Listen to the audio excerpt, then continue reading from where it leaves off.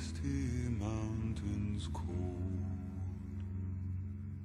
to dungeons deep and caverns old, we must away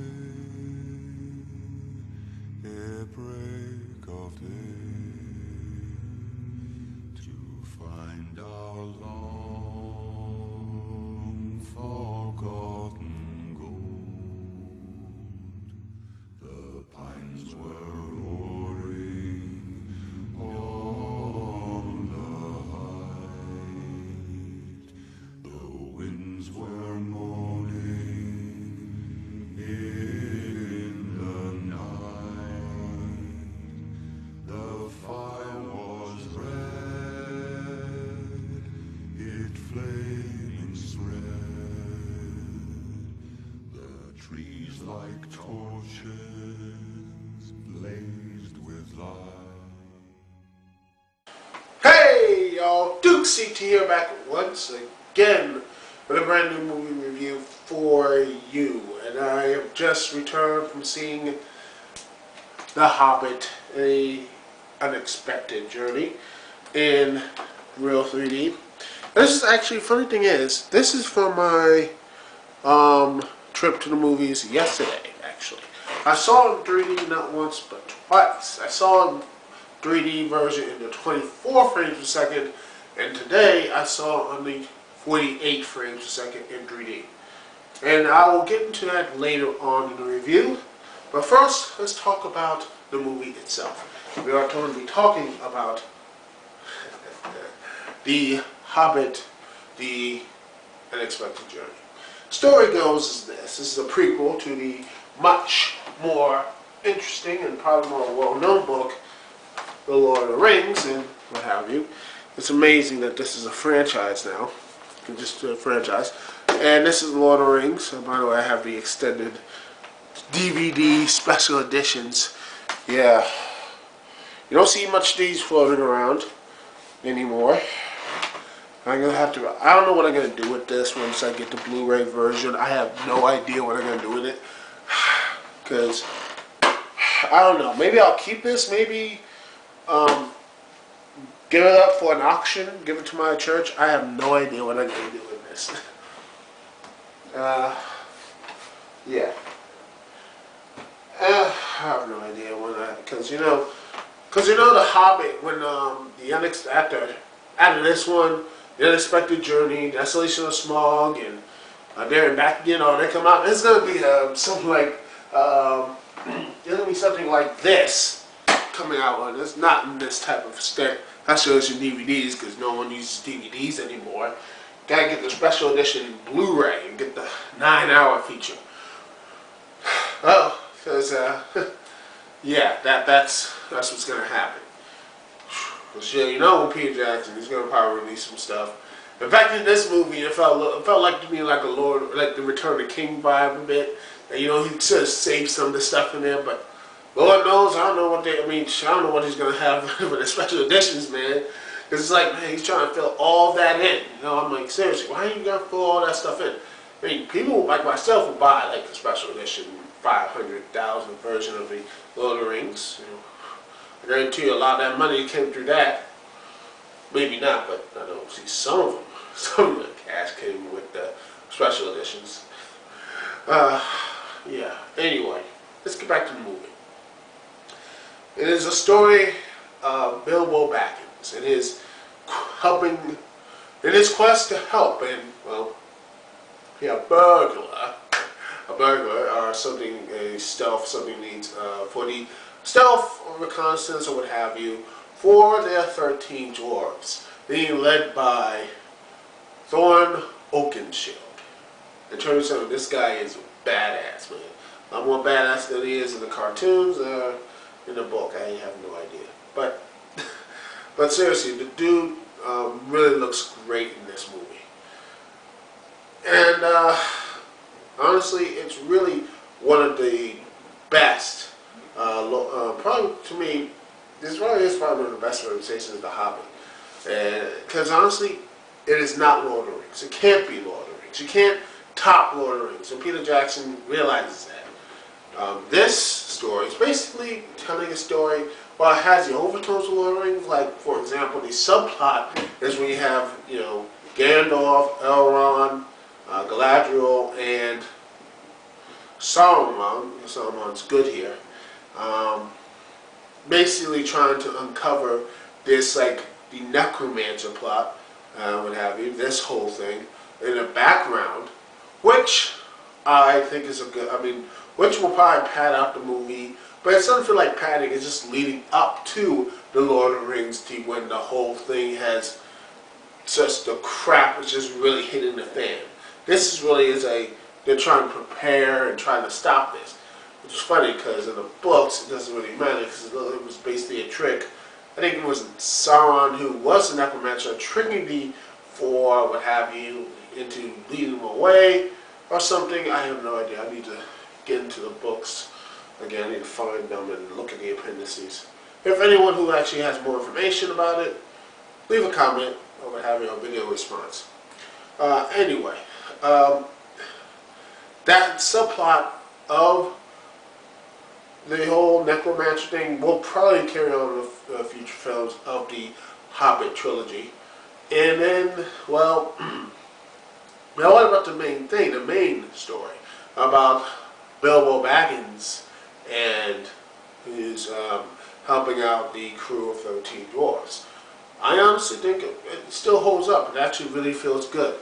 These things are, well, not really intertwined, but also feel like, you know what, these things would be more like, I'm not saying they're more interesting without each other, but they both stand on each other's own, and it also explains why Gandalf,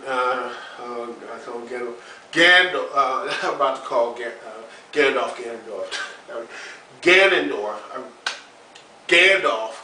going away and coming back, or what have you, with, having him stay right behind, talking to the Council of Four, watching over Middle Earth, or what have you. I still don't know how long Gandalf and Saruman live. I know the elves look fine, but were they ever young? I wonder if the wizards were ever young?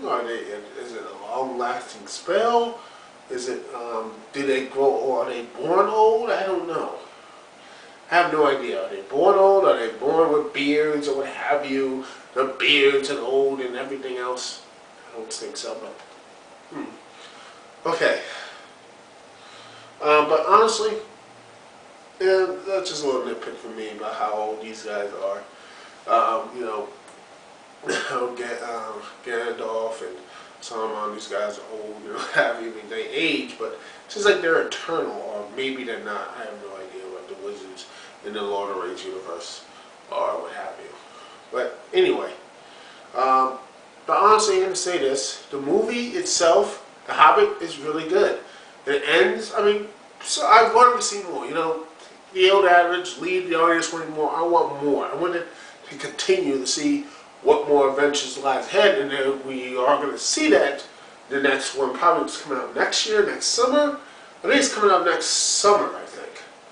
I could be wrong, but it's going to come out in 2013. And then the last one's going to come out in the summer. Like, The Desolation of Smaug could come out in the summer. And then There and Back Again will probably cover the Battle of the Five Armies, which I cannot wait. I just can't, when you have Team Wet Hood and you have Peter Jackson right there, it's going to be really fun. And I could just imagine this huge battle. let me tell you, I don't know how the heck they filmed all the battle scenes and such here. When they start going, and showing the battles and flashbacks and having these little skirmishes with these dire wolves and the goblins and kings or something, which is pretty a very good way. And the Goblin King making this huge nastiness CGI, that big old double chin, what have you, looking like Big Daddy V on steroids. Yeah. It was just amazingly, really detailed. And speaking of details, I will finally get into the real 3D, the 3D stuff looks really good. By the way, I like the Stone 3D. I haven't seen the 2D yet. but I don't think it just feels like it's more sharper, nicer 3D, especially in the 48 frames per second. I mean, it looks just like you're there.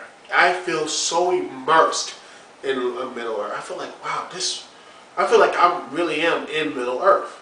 I feel like I'm really in, following the dwarves, finding their way back to the Lonely Mountain. I feel like I'm right there with them.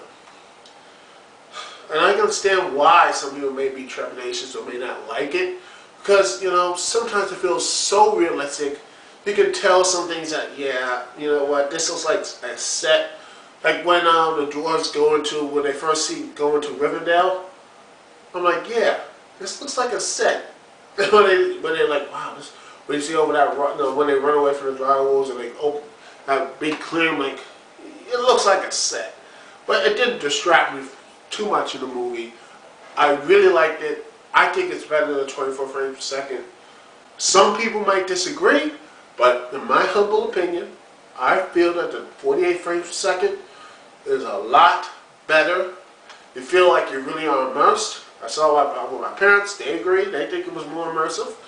And I thought it was a lot more immersive. I feel like it was right there. I feel like I was right there watching it. And I feel like it was, right there with the battle scenes and such, which were just so intense. I don't know what they're going to do to have for the sequel, because they have a lot to build up. Hey, I trust Peter Jackson.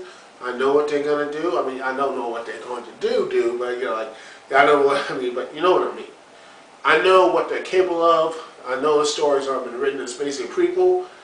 But honestly, I want to see the journey. It's not like, you know what's going to happen in the end, but the real meat of it is the journey.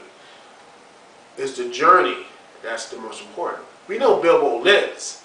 We know Bilbo lives, what have you. And if you read the book and look at the cartoon, you know what happens too. I don't want to spoil you. Maybe this is the first meeting of Hobbit. But it's the journey, that him going from that little hole in the ground, that Hobbit hole, and then going to the Lonely Mountain, facing off the dragon Smaug, and surviving the Battle of Five Armies, and coming back with riches on the wildest dreams. That, to me, is going to be really more of a story, and I cannot wait to see more of Hobbit and more of his adventures. I give this a solid A recommendation. I give this movie honestly, I give this movie an 8 out of 10. Some was knocked down, but some of it was, I feel like it was a little too long in places. Because I didn't feel it was really well paced, but I was like, yeah, it's leaning towards a little bit long here. I think they could have cut some scenes out to really help with this, make it like 2 hours and 20 minutes. But not to levels like Avatar or what have you. And like I said, in the 3D 48 frames per second, you do see some. It looks so real that it looks like you're watching it. Like you say, yeah, that's a set or what have you. It takes you out of the immersion somewhat, but to me, I went back into the movie. I still enjoyed it. So honestly, I still give it a high recommendation. Go see it. Go see it. But personally, I would wait on the Blu-ray or DVD. Just wait till they release it. Yeah, like this. Because you know it's coming. Ladies and gentlemen, you know this is coming. So, why not just buy the whole thing? But it gets a special editions. So, that's my personal opinion. Anyway, this is Dukect here. Peace and love. I'll see y'all when I see y'all. Later. We'll be there soon for homicide.